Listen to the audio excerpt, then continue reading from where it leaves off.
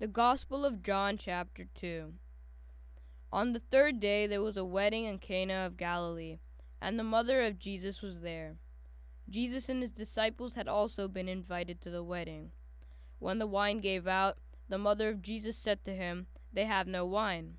And Jesus said to her, "Woman, what concern is that to you and to me? My hour has not yet come."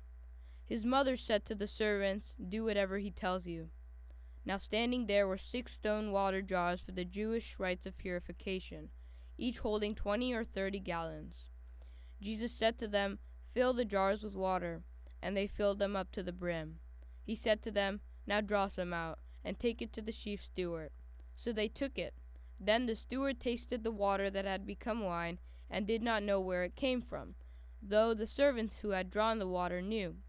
The steward called the bridegroom, and said to him, "Everyone serves the good wine first, and then the inferior wine after the guests have become drunk.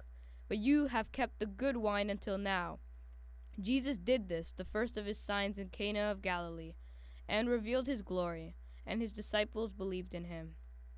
After this, he went down to Capernaum with his mother, his brothers, and his disciples, and they remained there for a few days. The Passover of the Jews was near, and Jesus went up to Jerusalem. In the temple he found people selling cattle, sheep, and doves, and the money changers seated at their tables. Making a whip of cords, he drove all of them out of the temple, both the sheep and the cattle. He also poured out the coins of the money changers and overturned their tables. He told those who were selling the doves, "Take these things out of here. Stop making my Father's house a marketplace." His disciples remembered that it was written, "Zeal for your house will consume me." The Jews then said to him, "What sign can you show us for doing this?" Jesus answered, "Destroy this temple, and in 3 days I will raise it up." The Jews then said, "This temple has been under construction for 46 years, and will you raise it up in 3 days?" But he was speaking of the temple of his body. After he was raised from the dead, his disciples remembered that he had said this, and they believed the scripture and the word that Jesus had spoken.